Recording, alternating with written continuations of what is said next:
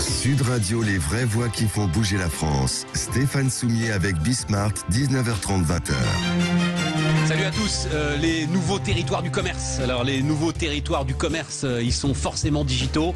Vous l'avez peut-être entendu la semaine dernière, on a eu une annonce spectaculaire d'une levée de fonds d'une entreprise qu'on ne connaissait pas si on n'était pas justement dans le back-office, dans les cuisines du e-commerce.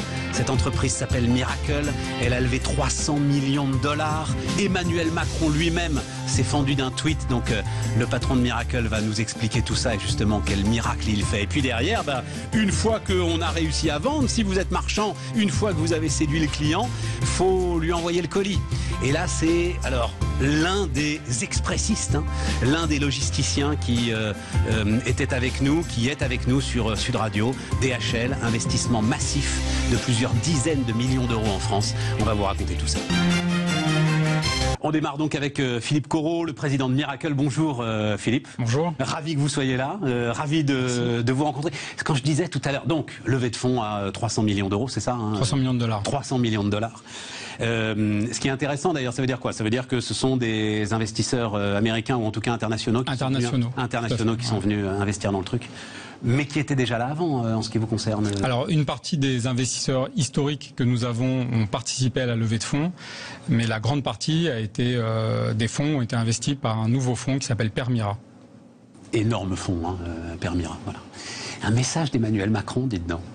Une forme de légion d'honneur digitale numérique. Non mais, juste un mot là-dessus quand même, Philippe. Il s'est passé quelque chose autour de cette levée de fonds.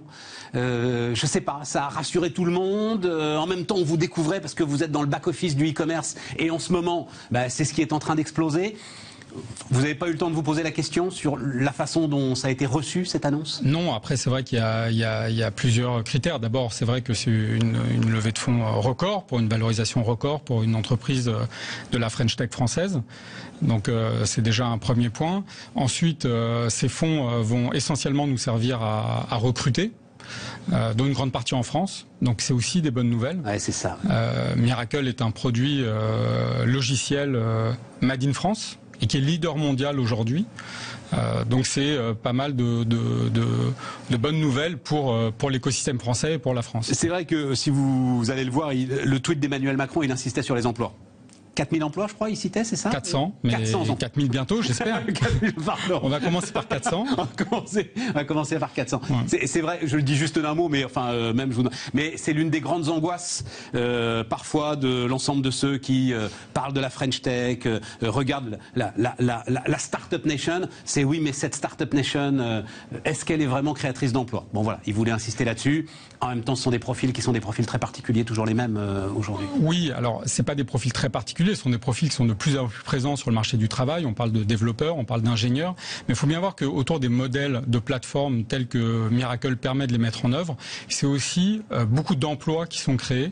C'est beaucoup de commerce et d'e-commerçants à qui l'on permet de venir vendre en ligne, de vendre plus en ligne. Donc c'est beaucoup d'emplois directement créés par Mirakl, mais c'est encore plus d'emplois créés indirectement par les marchés que nous adressons. Ultra challengé par les politiques, qui ne sont pas à une contradiction près, mais de la même façon que on se félicite de 400 emplois créés par Mirakl, de la même façon on dit moratoire sur les entrepôts, il y a trop de colis qui circulent, sus à Amazon, etc., etc. On est quand même en pleine contradiction. Alors, il y a des paradoxes. Après, nous, les outils qu'on met à la disposition de nos clients sont des outils qui leur permettent de développer le même business model qu'Amazon, qui a fait la force d'Amazon. Ouais.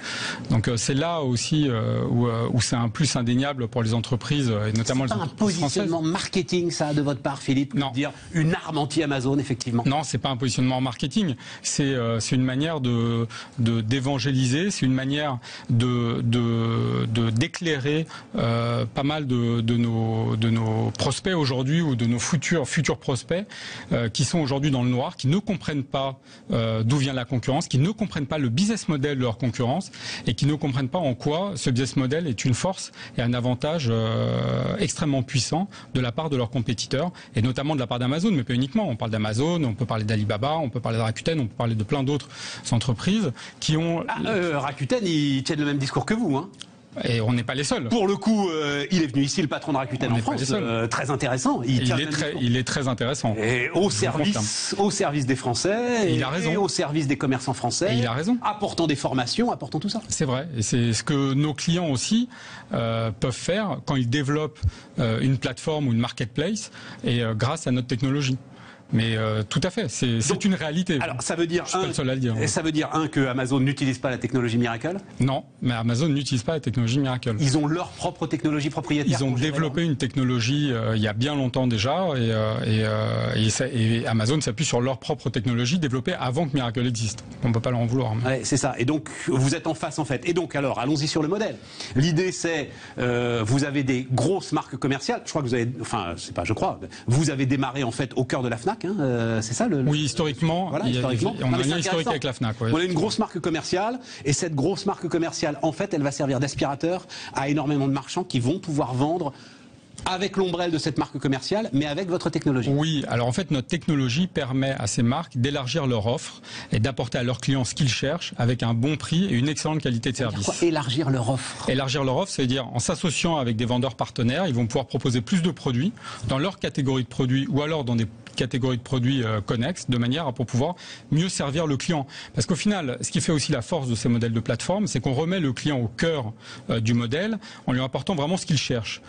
Aujourd'hui, les clients sont très informés, savent exactement ce qu'ils veulent, donc la nature de l'expertise du client a changé, donc la nature de l'offre qu'on doit lui apporter doit être plus précise.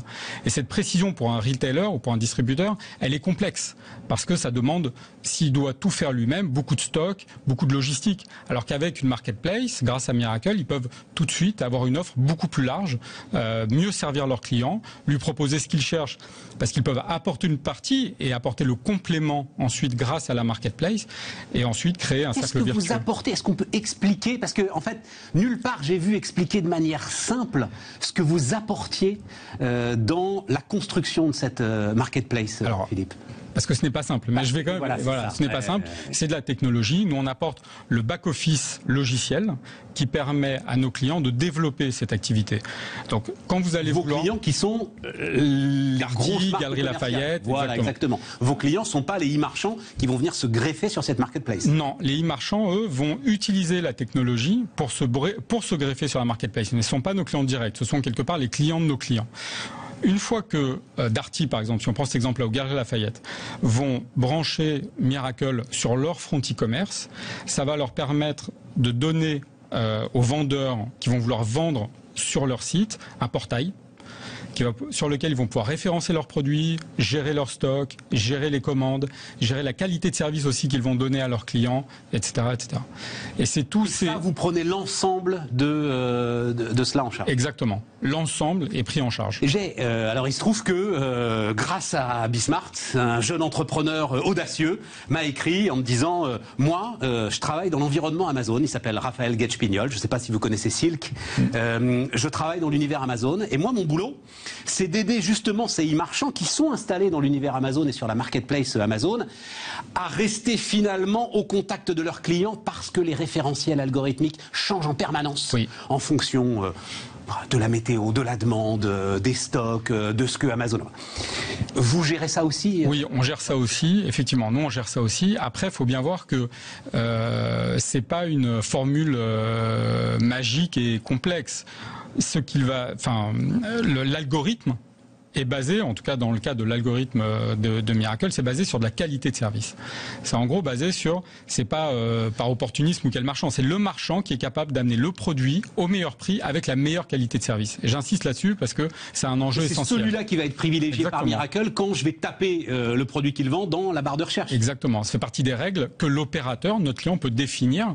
Et effectivement, ça fait partie des critères qu'ils vont pouvoir mettre en avant. Ce monde aujourd'hui que vous commencez à créer, et vous participez à créer. C'est un monde qui inquiète, par exemple, j'ai cru comprendre beaucoup Google. C'est-à-dire que avec ce développement de marketplace, on peut finalement rester dans les univers que vous êtes en train de créer, y trouver énormément d'objets et énormément d'informations. Effectivement, Google, ils ont raison de s'inquiéter puisque pour la recherche de produits, aujourd'hui, vous êtes parfois mieux servi sur une marketplace qu'en utilisant Google. Philippe Corot, donc le président de Miracle, et maintenant qu'on a vendu grâce à vous, on expédié. C'est parti. Sud Radio, les vraies voix qui font bouger la France. Stéphane Soumier avec Bismart, 19h30, 20h. Et finalement, on va continuer quelque part la discussion. Philippe Prélat, bonjour. Oui, bonjour. Vous êtes le PDG de DHL Express France. En termes de gouvernance, c'est un PDG. Oui, tout à fait. Donc ça veut dire que c'est quoi? C'est une entité propre? Alors tout à fait, en fait, l'entité DHL Express France est une entité propre. Mon terme officiel est plutôt président que président-directeur général. Ouais. D'accord. Mais voilà, nous sommes une filiale de la maison mère qui est en Allemagne. Ouais, Deutsche Post, hein, Deutsche Post. DHL c'est Deutsche Post. Hein. Exactement. Et donc à ce titre-là, maintenant depuis 3 ans, je suis... Mais avec une forte autonomie alors? Oui et non, ça dépend des sujets, parce qu'en fait nous sommes dans un business mondial, bien évidemment, puisqu'on transporte des colis, donc je rappelle le chiffre d'affaires global du monde, hein, c'est quand même assez considérable, puisqu'en fait Deutsche Post dans totalité c'est plus de 60 milliards d'euros de chiffre d'affaires, et la division Express c'est 17 milliards. 17 milliards d'euros de chiffre d'affaires, 2 milliards d'euros d'EBIT, donc une boîte qui est quand même assez rentable, donc qui dégage suffisamment de cash pour faire quelques investissements intéressants. Et ben j'aurais cru que c'était plus important encore dans... Et il dit, ouais, t'es gentil, vas-y viens les faire les 17 milliards. Non, j'aurais cru que c'était plus parce que le sujet quand même c'est à quoi sert le courrier, tiens, ben, on en parlera demain d'ailleurs. Et je pensais qu'en fait DHL avait une place plus importante dans l'univers. Alors qu'on soit bien clair, là je parle de la division Express. Ah oui, la division Express. Ouais, d'accord, division Express, donc c'est effectivement... Comme son nom l'indique, l'Express. Express, voilà. Donc 38% de part de marché dans le monde, donc ce qui est quand même considérable, avec en Asie 49%. En Europe, 45%. Et puis, on a modestement, en fait, 260 avions qui circulent dans le monde. Donc, un bon petit business. Et une bascule de dingue. Alors ça, c'est le chiffre qui résume tout sur nos modèles économiques. Je parle sous votre contrôle, hein, Philippe. En 2010, les particuliers, c'est 2%. De nos importations, exactement. Et en 2020, c'est 50%. Voilà, alors ça veut dire quoi de vos importations, de ce que vous transportez? Voilà, donc en fait, on a 2 métiers. Donc notre métier, en fait, c'est nous collectons et nous livrons des colis et des documents à travers le monde. Ouais. On fait de l'importation de colis, donc une filiale, par exemple, de HSBC, en fait, à Hong Kong, qui veut expédier un produit. Donc on le reçoit ici en France et on le distribue à la filiale en France. Et puis ensuite, on a d'autres entreprises, Total, qui veut envoyer en fait un colis en Afrique et nous le prenons. Donc 2 types de métiers. Et donc dans nos importations, donc les colis que nous recevons le matin dans le monde, en 2010, le poids du e-commerce était 2%. 2%. Et aujourd'hui, c'est 50%. Alors, avant le confinement, parce que c'est intéressant, avant le confinement, donc on était à 38%. 38%, donc, et l'année d'avant, 34, et l'année d'avant, 30. Donc et on est passé de 38 à 50 en 2 mois? Voilà, on est passé, et je peux même dire en fait qu'au mois d'avril, au pic, on est monté jusqu'à 62%. Pourquoi? Parce que les consommateurs français ne pouvaient pas acheter évidemment en magasin. Ça, bien sûr. Donc, qu'est-ce qui va rester de ça, Philippe? Alors, nos prévisions pour le second semestre, c'est 55%. Donc en totalité. Donc ça veut dire que l'ensemble de ceux qui ont commencé contraints et forcés à commander sur une plateforme, en fait, ils ont été satisfaits. Exactement. Et ils vont pas abandonner. Voilà. Et on s'attend à ce qu'on appelle une peak season qui va être terrible en fin d'année. Pour 3 raisons. La première, c'est qu'habituellement en fin d'année, on a toujours une croissance, évidemment, des achats sur Internet, de l'ordre de 30 à 35% par rapport à ce qui se passe pendant l'année. On a des nouveaux consommateurs qui sont arrivés, qui se sont dit, bah, finalement, c'est sympa quand même d'acheter sur le net. Donc, ça va être un délire, mais t'as raison. Et surtout, en fait, beaucoup de consommateurs ne vont plus vouloir aller dans les magasins. Mais bien sûr. Donc, Cyber Monday, Black Friday, Single Day, qui était avant à la fois dans les magasins et sur Internet, maintenant va être beaucoup plus sur Internet. Bon, résultat des courses, on s'attend à une peak season comme on n'a jamais vécu. Heureusement que, alors boum, juste au moment où je voulais qu'on voit les images, c'est la boucle, donc on va la revoir tout à l'heure. Donc heureusement que, voilà, le plus gros investissement jamais réalisé en France. Donc c'est 170 millions d'euros, c'est noté, hein, pour accélérer les colis, une chaîne de tri. Alors j'ai noté qui va pouvoir traiter, enfin qui peut déjà, c'est ça? Elle tourne là maintenant ou elle est... Non, alors ce qui se passe, c'est que donc effectivement... 15 fois plus de colis, c'est ça? Voilà, alors elle va aller en fait en mesure de traiter 38 000 colis à l'heure, par rapport à peu près 2500 à l'heure actuelle, parce que c'est une machine qui est un petit peu ancienne, mais ce qui est surtout impressionnant, comme vous le voyez ici, c'est que le terrain fait 9 hectares. Donc oui, c'est ça. Ça, c'est effectivement de la 3D. Ça, c'est ce que vous allez construire. Le bâtiment est déjà construit. Le bâtiment est déjà construit. Donc là où on en est, on a en fait donc bâtiment fera 20 000 mètres carrés au sol avec une mezzanine, donc ça fera en tout 35 000 mètres carrés d'exploitation par rapport à nos modestes besoins. Pourquoi? Parce qu'effectivement, on a besoin d'avoir un site beaucoup plus performant pour traiter la totalité des colis qui arrivent sur le territoire français. Bon, mon sujet à la limite c'est pas, et je pense que votre sujet Philippe c'est pas les 200 avions qui font des rotations, tout se passe bien etc. et tout, c'est quand on sort des avions. C'est-à-dire là, alors la problématique on va dire du dernier kilomètre, oui. La problématique de la livraison en ville. Face à cette explosion, et je vous entends, c'est-à-dire qu'on n'a encore rien vu, à un moment, enfin, c'est quoi l'univers de vos réflexions pour essayer de gérer tout ça? Effectivement, on travaille énormément sur non seulement le first mile et le last mile, donc et surtout la livraison du dernier kilomètre. Et donc à ce titre-là, nous avons mis en place un certain nombre de mesures. Donc exemple, au nord de Paris, nous avons ouvert un centre qui s'appelle District Green, où 100% des véhicules sont électriques et nous livrons le 9, le 10, le 18 et le 19e en véhicules 100% électriques. Oui, mais non, là vous me répondez environnement. Moi d'abord, je réponds place physique, quoi. C'est-à-dire, je crois qu'il y a un expressiste, un de vos concurrents, qui me dit qu'il y a tout simplement à un moment un problème de camionnette, par exemple. Alors, il y a un problème physique. Oui, vous avez raison. Pour transporter ces colis aujourd'hui. Nous avons plus d'une centaine de véhicules verts, mais effectivement, les capacités étaient relativement limitées en termes de taille, c'était des 6 mètres cubes, alors que maintenant on cherche plutôt des 12 mètres cubes, et l'autonomie était très très faible. Mais maintenant, en fait, on a de plus en plus de véhicules qui permettent de le faire. On fait des livraisons en vélo et triporteur. On a été la première entreprise... Oui, mais c'est anecdotique, non. Et les 38 000 colis à l'heure, ils vont se balader à vélo? Non, ils vont pas se balader à vélo, Philippe. Non, mais on livre énormément de villes, en fait, maintenant, en verre. Donc ça... Ouais, mais alors, voilà le truc qui me... Je comprends cet engagement, c'est très très important. Et puis de toute façon, vous avez une telle pression politique sur les épaules que vous êtes obligé. Mais c'est pas le sujet aujourd'hui, finalement, pour vous. Le sujet, c'est d'abord de livrer. Oui. De livrer en verre, oui, effectivement, si on peut. Mais le sujet, c'est d'abord de livrer. Oui. Et ça se fait pas à vélo.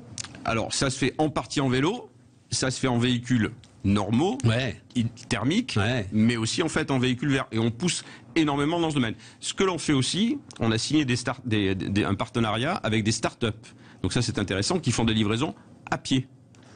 Et également en vélo. Donc 3 start-up en France qui livrent. Et donc on va avoir quoi? On va avoir un espèce de dépôt prépositionné près d'une station de métro. Exactement. En fait, les gars vont chercher... Voilà, ça s'appelle des relais urbains. Donc justement pour réduire le nombre de transports. Donc on livre donc dans ces sites 40, 50, 100 colis. Et ensuite, donc des auto-entrepreneurs viennent chercher ces colis et viennent les livrer en vélo ou à pied. Ou à pied. Voire en transport en commun. Voire en transport en commun. Et donc vous allez avoir un nouveau modèle, je juge pas ça, ça m'intéresse, du gars qui sort du bureau et qui, sur son trajet, va aller se faire 2, 3, 4 euros de plus en allant transporter un colis pour DHL. Absolument. Et il faut la technologie qui permet d'harmoniser ça, son trajet, là où il doit aller livrer le colis, avec vos propres besoins à vous. Exactement. À ceci se rajoutent aussi des consignes. Ça peut marcher, ça peut marcher pour 38 000 colis à l'heure. Ah oui, ça marche. C'est un développement qui est très très fort, puisqu'en fait, par rapport à l'année dernière, on a multiplié par 3 les colis que nous livrons selon ce canal. Mais multiplié par 3, ça fait combien le chiffre? Donc, à peu près, en fait, on est sur une base de à peu près 3000 par jour. Donc bon. Mais on commence. Mais mais si c'est multiplié par 3 tous les 6 mois, le taux de satisfaction des consommateurs est très élevé, puisqu'en fait on est capable de suivre exactement le coursier comme on fait avec Uber, et donc ça c'est top. Et puis on se retrouve pas avec le coursier qui est lui-même, et on le comprend, le gars il est toujours en retard, toujours à la bourre, entre 25 colis à livrer. Non mais c'est très intéressant. Alors discussion il y a 6 mois avec Amazon. L'idée, dites-moi si l'idée des métros qui tourneraient la nuit pour livrer des colis, les prépositionner dans les stations, alors Amazon Locker, où j'imagine que vous avez une technologie comparable. Oui, tout à fait. Ça aussi, c'est des choses sur lesquelles vous réfléchissez aujourd'hui? Pas encore. Sur la partie métro, non, pas encore. Non, les consignes, ça marche très très bien. On a commencé aussi à regarder en fait les livraisons fluviales sur la Seine. Mais pour le moment, en fait, oui. Non, mais c'est ça. Parce qu'en fait, on a un site qui est à Gennevilliers, donc qui est très très bien positionné. Donc, on a commencé à regarder si on pouvait avoir des livraisons par bateau. C'est quelqu'un en Angleterre. En Angleterre, à Londres, pas plus tard que la semaine dernière. Sur la Tamise. Les premières livraisons ont été faites par la Tamise. À Venise, bon, on a plein de bateaux DHL, bien évidemment. Ça fait 5 siècles qu'ils font de la livraison par bateau à Venise. Donc non, mais à Londres, c'est le cas. Donc, et voilà. Donc, on regarde aussi. pour éventuellement utiliser la Seine. Mais on est d'accord, il y a quand même, et je comprends, hein, il peut y avoir parfois une volonté publicitaire, je vais le dire comme ça, d'expressistes qui font un boulot compliqué et qui cachent les véritables enjeux. Alors, ce qui se passe, c'est qu'on a de plus en plus de clients qui disent, voilà, moi je vais plutôt travailler avec DHL qu'avec certains de nos concurrents parce que vous êtes en mesure de faire des livraisons vertes. Et là, vous pouvez me donner un pourcentage ? De livraison verte ? Non, de clients qui disent ça. Ça monte énormément. Ça monte énormément. Bien sûr. Mais, et donc ça veut dire, vous êtes en mesure d'imposer une différence de prix, par exemple ? Alors non, parce qu'on la prend à notre charge, bien évidemment. Mais on a un programme qui s'appelle Go Green, qui permet en fait à certains clients de payer un petit peu plus, justement pour pouvoir compenser une partie. Voilà. Donc ça, voilà, on le fait. Mais on a, alors pour vous donner un chiffre, peut-être 5-10% de nos clients, mais les grands groupes internationaux, on travaille avec plus de 30 sociétés du CAC 40, nous demandent en fait énormément, on travaille beaucoup avec le luxe. Voilà, nous en fait, on veut que vous puissiez livrer vert. Et demain, ils choisiront DHL plutôt que nos petits copains. Parce que on sera en mesure de livrer vert. C'est pour ça qu'on pousse. C'est très important parce que ça rentre dans leur bilan RSE. Je le dis juste d'un mot, hein, mais si vous suivez ça, c'est le fameux Scope 1, Scope 2.